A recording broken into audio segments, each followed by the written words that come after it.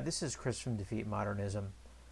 The following article on the Third Secret of Fatima is taken from the magazine Chiesa Viva and was written by Dr. Franco Adessa for the July-August 2013 edition.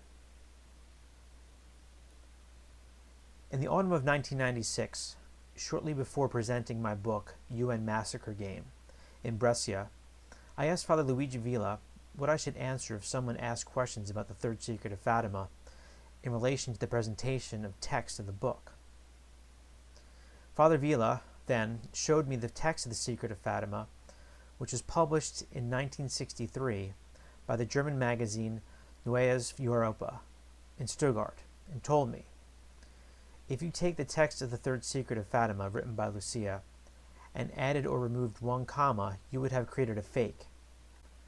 Now, this text, published by Neues Europa, is almost 3 times longer than the original text of the Third Secret, and it can definitely be called a, quote, fake. But a patently false text may contain individual sentences that belong to the original text. At that point, before my eyes, he opened the pages of that document and pointed out one by one the sentences that were contained in the original text of the Third Secret written by Lucia.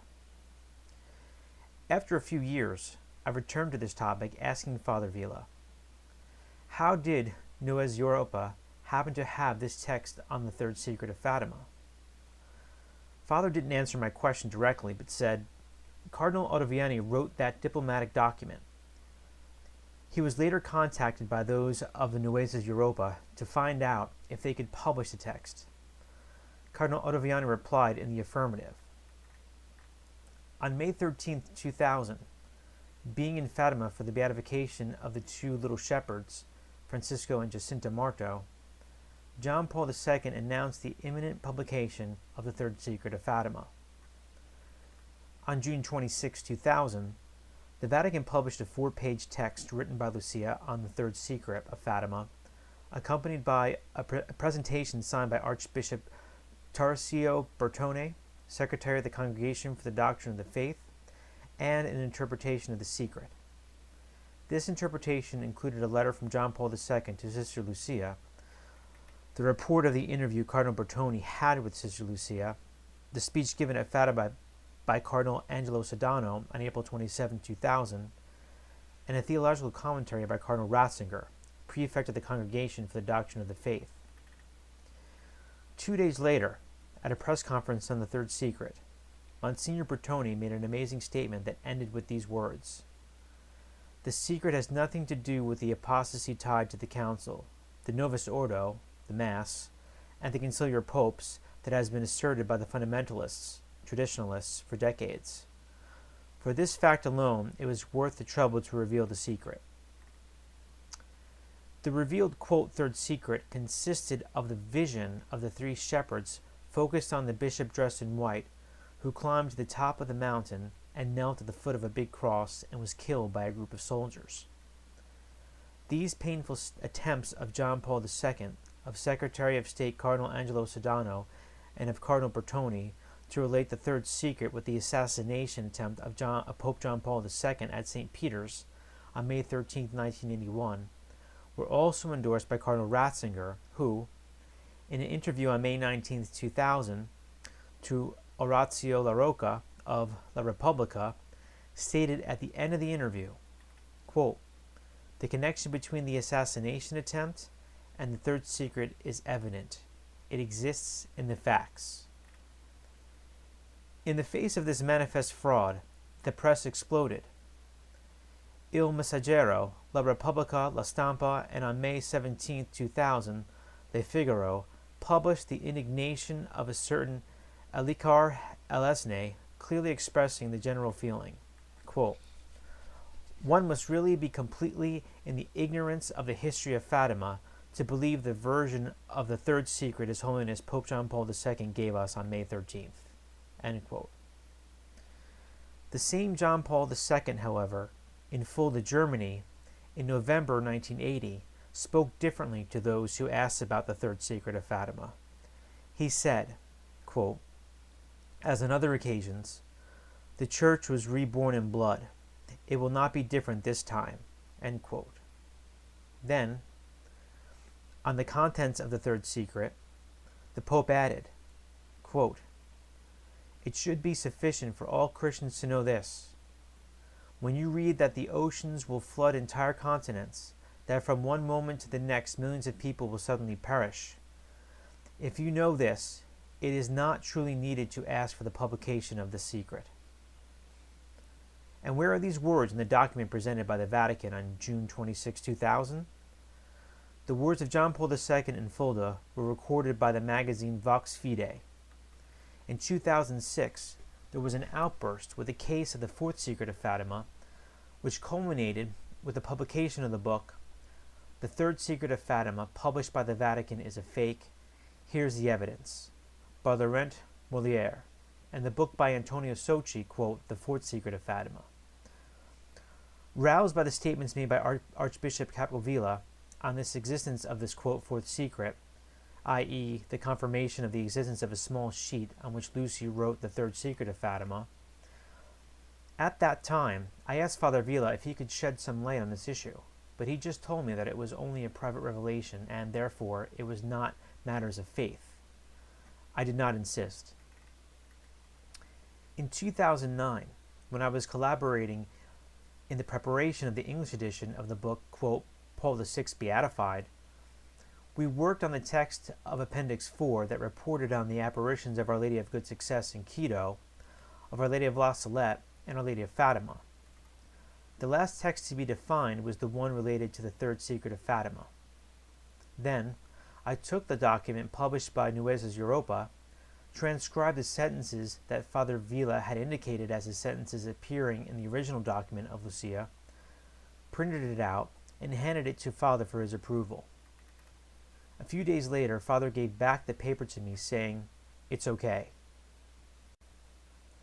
The English edition of the book, Paul VI Beatified, went to press. On pages 352 and 353, all the sentences that Father Vila had indicated to me as present in the Third Secret of Fatima, written by Lucia on a single sheet of paper, were shown. On May 11, 2010, during the flight to Fatima, Pope Benedict XVI responded to a question about the Third Secret of Fatima, blatantly contradicting the official version of the Vatican in 2000, stating that the consecration of Russia had already been done and that the prophecy of the Third Secret had ended with the assassination attempt on John Paul II in 1981. The key words of Benedict XVI were, "We would be mistaken to think that Fatima's prophetic message has been completely realized." In addition, he expressed the hope the centenary of the apparitions of 1917 may hasten the fulfillment of the prophecy of the triumph of the Immaculate Heart of Mary for the glory of the Blessed Trinity. This sentence was a clear indication that the consecration of Russia to the Immaculate Heart of Mary had not yet been made, as the triumph of the Immaculate Heart, the conversion of Russia, and the period of peace had not yet occurred, despite the Vatican statement in 2000 which claimed that the consecration had already been made by John Paul II on March 25, 1984. This statement of Benedict XVI confirmed the general belief of the Catholic traditionalists of the fraud perpetrated on the world by the Vatican in 2000. On May 11, 2010, Benedict XVI also spoke of the, quote, "need for the passion of the Church, which naturally is reflected in the person of the Pope," end quote. And therefore, he announced sufferings for the Church, specifying that such suffering would have originated not from external enemies, but from within the same Church. Benedict XVI, with his own words of 2010, brought the issue of the Third Secret of Fatima into the limelight, upsetting the previous official position of the Vatican. Why did Benedict XVI make this sudden U-turn on the Third Secret of Fatima? In 2011, in the presence of a witness friend, I stood before Father Vila, and speaking slowly, I put this question to him. "Father, do you remember when, on the document of the magazine Nueces Europa, you indicated to me the sentences that appeared in the Third Secret of Fatima? Do you remember that these sentences have already been published in the appendix of the English edition of the book Paul VI Beatified?" He replied, "Yes, I remember." And I asked, "Do you confirm to me that in the text, The Third Secret of Fatima, published by Nueces Europa in 1963, the sentences that you showed me are actually contained in the original text of The Third Secret of Fatima, written by Lucia?" Without hesitation and with emphasis, he replied, "Yes, I confirm." Shortly before Father Villa died, I went back again to the subject and asked him, "Father, what would you think if one day I made a testimony about what you told me and what we have already published on the contents of the Third Secret of Fatima?" Calmly he replied, "You can do it. Please do it." On October 15, 1963, approximately 3 years after the date indicated by Lucia dos Santos for the Vatican's divulgation of the Third Secret of Fatima, the German newspaper of Stuttgart, Nueces Europa, printed the text of the Third Secret, written by the journalist Louis Emmerich, presented under the title, quote, "The Future of Humanity in the Light of Moscow's Agreement and the Revelations of the Mother of God at La Salette and at Fatima," end quote. The text, leaked by diplomatic indiscretion, would have been sent, for informational purposes only, by the Vatican authorities to those in Washington, London, and Moscow, considering it essential to an agreement on the cessation of nuclear tests. The exact same document was published in, quote, the St. Anthony Herald, number 15, of May 15, 1975, by a group of spiritual sons of the servant of God, Padre Pio of Petrocina. In 1963, the German magazine Nueces Europa revealed what could be part of the contents of the Third Secret: Cardinal against Cardinal and Bishop against Bishop. We know what Cardinal Ottovianni, who had read the Third Secret, said when asked if the article of Nueces Europa could be republished. He replied with great emphasis, "Publish 10,000, 20,000, 30,000 copies." This statement is even more surprising because it came from Cardinal Ottovianni, a man with a cold and guarded personality that was always pretty skeptical about most of the apparitions. See Father Paul Kramer's book, The Devil's Final Battle. Marco Tossati writes, Father Mastrocola, director of St. Rita's religious pamphlets, asked permission from Cardinal Ottovianni to reprint the predictions made by Nueces Europa. The response was encouraging. Quote, do it well," said the Cardinal Guardian of the Third Secret. "Print as many copies as you like, because Our Lady wanted it to be announced as early as 1960. Vatican Radio also spoke on that text in 1977, on the 10th anniversary of Paul VI's trip to Fatima. The text of Nueces Europa experienced great success and was even reprinted on October 15, 1978, in L'Osservatore Romano. In the presentation of the article, quote, "The Secret of Fatima," published in Nueces Europa, one reads, "The authenticity of this document has never been denied by the Vatican. There was nothing to disprove on the part of the Vatican, because it was the same document that disproved itself due to its verbosity. It was too extensive and therefore necessarily a fake." The, quote, "code" to that document written by Cardinal Ottovianni, however, was another one: to recognize the sentences which constitute the Third Secret of Fatima in this document. At this point, it is helpful to remember that in 1956, Father Luigi Villa received directly from Padre Pio the commitment to devote his entire life to defend the Church of Christ from the work of ecclesiastical masonry. This appointment was confirmed then by a papal mandate from Pope Pius XII. It was for this reason that, for many years, Father Luigi Villa played the role of Cardinal Ottovianni's, quote, "secret agent." As Cardinal Ottovianni was appointed by Pope Pius XII to train and inform Father Villa about the secrets of the Church pertaining to his papal mandate.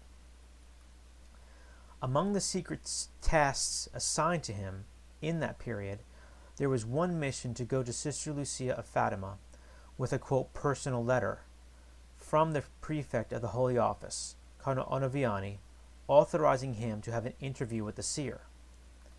On March 3, 1973, upon entering the office of the Bishop of Leiria, Father Luigi Villa underwent the usual tactic used by Paul VI in respect to all those who opposed to progressivism and did not think the way he did about Fatima.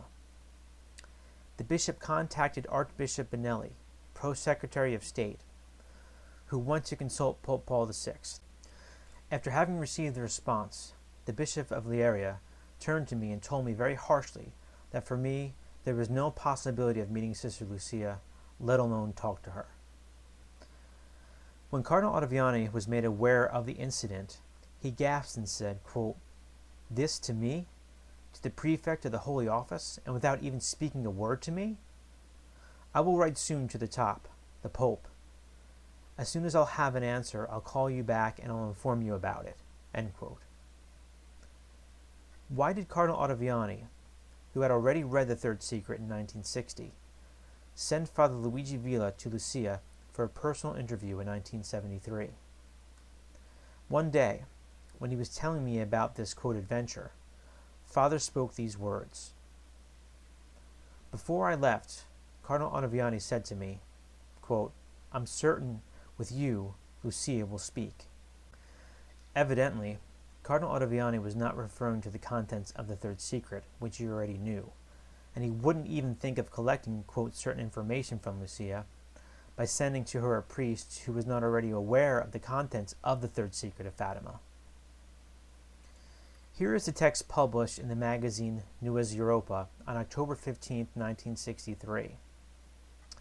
Highlighted in red are the sentences that Father Luigi Villa showed me were also the sentences contained in the Third Secret of Fatima, written by Lucia dos Santos on one sheet of paper dated January 3, 1944, seen, touched with his own hands, and read by Cardinal Ottovianni at noon on May 13, 1960. The Secret of Fatima. Don't worry, dear child. I am the Mother of God speaking to you and begging you to proclaim in my name the following message to the entire world.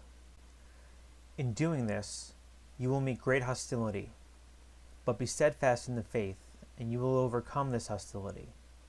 Listen, and note well what I say to you. Men must become better. They must implore the remission of the sins which they have committed, and will continue to commit. You ask me for miraculous signs that all may understand the words in which, through you, I address mankind. This miracle which you have just seen was the great miracle of the sun. Everyone has seen it, believers and unbelievers, country and city dwellers, scholars and journalists, laymen and priests. And now, announce this in my name. A great chastisement will fall on the entire human race, not today as yet, not tomorrow, but in the second half of the 20th century. What I have already made known at La Salette through the children Melanie and Maxim, I repeat today before you. Mankind has not developed as God expected. Mankind has gone astray and has trampled underfoot the gifts which were given it. No longer does order reign anywhere, and Satan will reign over the highest places directing the course of events. He, Satan, really will succeed in infiltrating to the top of the church. He will succeed in sowing confusion in the minds of the great scientists who invent arms, with which half of humanity can be destroyed in a few minutes. If mankind does not refrain from wrongdoing and be converted, I shall be forced to let fall my son's arm. If those at the top, in the world and in the church, do not oppose these ways, it is I who shall do so, and I shall pray God my Father to visit his justice on mankind. Then you will see that God will punish men still more harshly than he did by means of the flood. It will come the time of the times and the end of all the ends, if mankind will not convert, and if everything will remain as before, or worse. It would become worse. The great and the powerful will perish together with the small and the weak. Also for the church, a time of her greatest trials will come. Cardinals will oppose cardinals, bishops will oppose bishops, and Satan will march amid their ranks. And in Rome there will be changes. What is rotten will fall, and what will fall will never rise again. The church will be darkened, and the world deranged by terror. Time will come that neither king, nor emperor, nor cardinal, nor bishop will wait for who will come anyway, but to punish in accordance with my Father's plan. A great war will break out within the second half of the 20th century. Fire and smoke will fall from heaven. The water of the oceans will become vapors, and the foam will rise up, flooding and sinking everything. Millions and millions of people will die by the hour, and the survivors will envy the dead. As far as the eye can see, there will be anguish, misery, ruins in every country. You see? The time is continually approaching, and the abyss is growing wider without hope. The good will die with the wicked, the big with the small, the princes of the church with their faithful, and the ruling sovereigns with their people. Death will reign everywhere for the errors committed by the foolish and by the partisans of Satan, who, then and only then, will reign over the world. At last, those who will survive all of these events will once more proclaim God and His glory, and serve Him like before, when the world was not so corrupted. Go, my child, and proclaim this. I shall always remain by your side to help you. The third secret of Fatima. A great chastisement will fall on the entire human race, not today as yet, not tomorrow, but in the second half of the 20th century. No longer does order reign anywhere, and Satan will reign over the highest places, directing the course of events. He, Satan, really will succeed in infiltrating to the top of the church. Also, for the church, a time of greatest trials will come. Cardinals will oppose cardinals, bishops will oppose bishops, and Satan will march amid their ranks. And in Rome, there will be changes. What is rotten will fall, and what will fall will never rise again. The church will be darkened, and the world deranged by terror. A great war will break out within the second half of the 20th century. Fire and smoke will fall from heaven. The water of the oceans will become vapors, and the foam will rise up, flooding and sinking everything. Millions and millions of people will die by the hour, and the survivors will envy the dead. Death will reign everywhere for the errors committed by the foolish and by the partisans of Satan, who, then and only then, will reign over the world. At last, those who will survive all of these events will once more proclaim God and His glory and serve Him like before, when the world was not so corrupted. Now, to go back to the size of the sheet of paper on which Sister Lucy wrote the third secret of Fatima, here are two quotations from manuscripts of Bishop Jaio Pereira Venancio. On March 1st, 1957, Bishop Jaio Pereira Venancio delivered the document to the Portuguese nunciature. Before leaving the precious document at the nuncio, Bishop Venancio looked at the mysterious document against the light and discerned a simple piece of paper with some lines of writing. He has identified in the transparency the size of the paper and the darker area of the words written by Sister Lucia, but he failed to read the contents. Says Father Luciano Cristino, director of the Service of Studies and Dissemination of the Sanctuary of Fatima. Since July 1982, the Service of Studies has in its archives a handwritten document of Bishop Jaio Pereira Venancio in which he says exactly what he saw in the transparency before leaving the envelope at the nunciature.